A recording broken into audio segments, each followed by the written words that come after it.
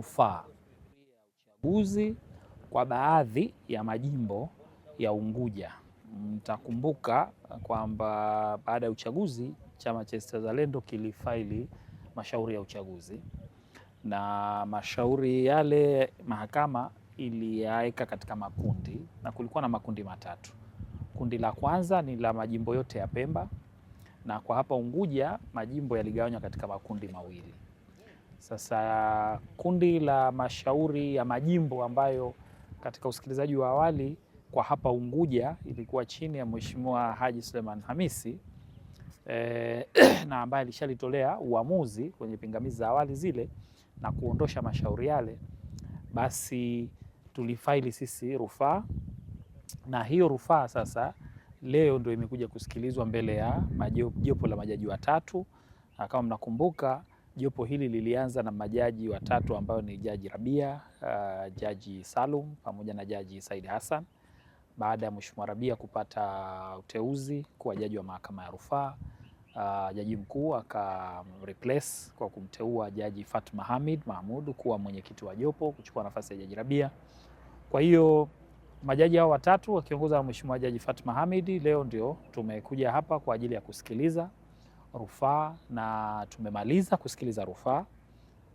Hoja zetu zilikuwa kupinga hasa maamuzi ya Jaji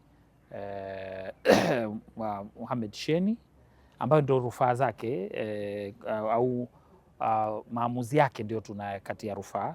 Kwa hiyo Jaji Mohamed Sheni ambaye kundi lake lile la majimbo alokuwa anaadili nayo yeye ndio tumekatia rufaa leo.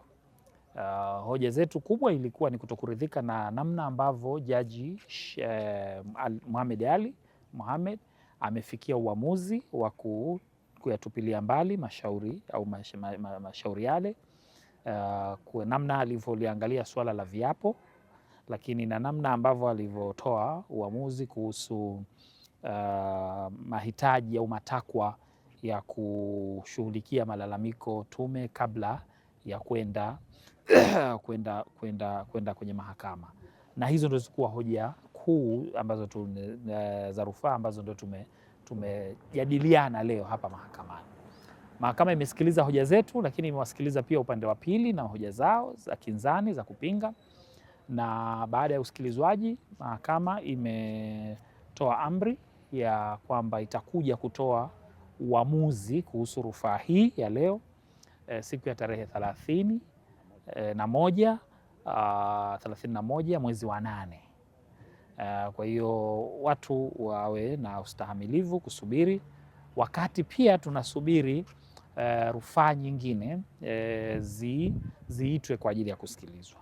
Mtakumbuka pia tuna rufaa hapa ya maamuzi kama haya ya jaji wa mahakama kuu kwa majimbo ya Pemba, ambao uamuzi huo ulifanywa na Jaji Haji Suleiman Hamisi, na sisi tulishakata rufaa, na kwa bahati mbaya mpaka leo mahakama haijatuita bado kwa ajili ya kusikilizwa rufaa. Tulishawasiliana na jaji mkuu, taarifa tulizokuwa nazo kwamba karibuni itaitwa. Kwa hiyo tunasubiri na jengine tunasubiri pia, tuna kundi jengine la majimbo ya Unguja ambayo kundi hilo majimbo yake yako, mashauri yake yako mbele ya jaji wa mahakama kuu Salma Ali Hassan, ambaye tulishaanza kusikiliza pingamizi la awali, lakini mpaka kufikia leo, tangu mara ya mwisho tuliposikiliza pingamizi za awali, uamuzi bado haujatoka. Ni muda sasa, lazima tuseme kwamba ni muda umefika fika zaidi ya mwezi kama sikosei, au mwezi 1.5 au 2, uamuzi bado haujatoka.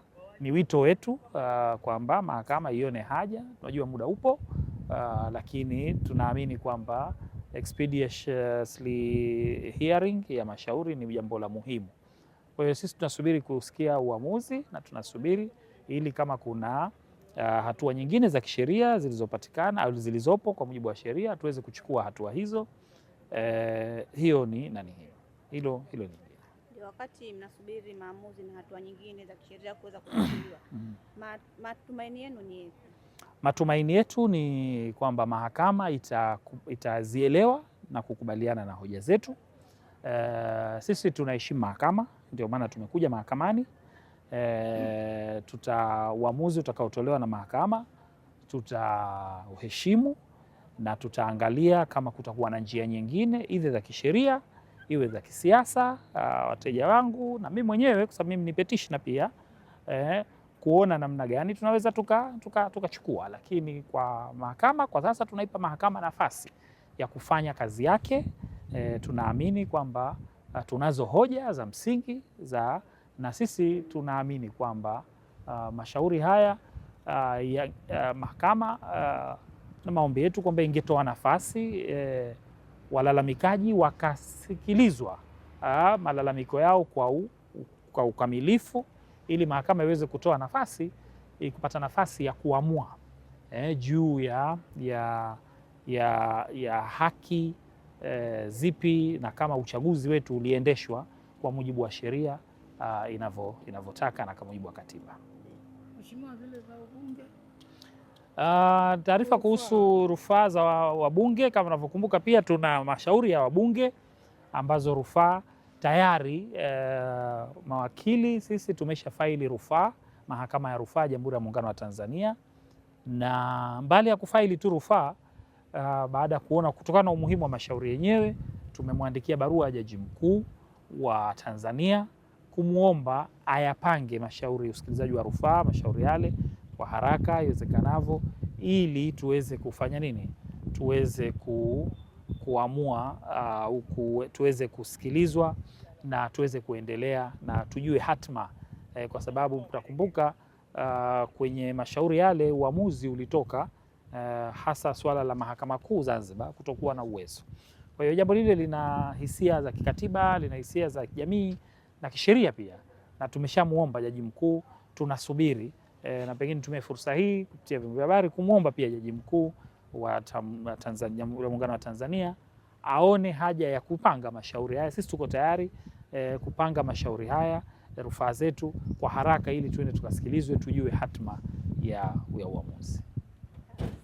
Lakini jingine ambalo nataka kulisema muhimu nalo, kwa sababu mashauri haya yako kwenye mahakama na yanahusiana na wanachama na wagombea na hasa na uchaguzi.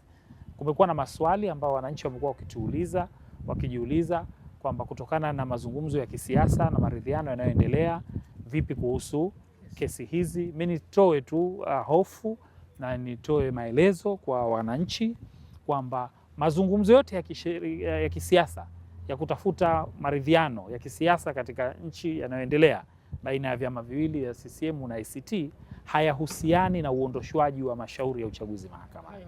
Hayafuti na wala hayahusiani. Sisi tumekuja mahakamani, waliofaili kesi hizi ni watu binafsi, wagombea wakiamini haki zao zimevunjwa, na mazungumzo yanafanywa na vyama kama taasisi, na huku ni mashauri ya watu binafsi. Kwa hiyo tunaendelea. Hii haihusiani, na watoe hofu kwamba upiganiaji wa haki katika njia hii ya kimahakama utaendelea mpaka pale ambapo tutajua hatima yake. Asante. Kwa hiyo nafikiri hiyo ndio muhimu ieleweke hivyo kwamba haihusiani na jambo lolote. Sawa? Asanteni sana, nawashukuru.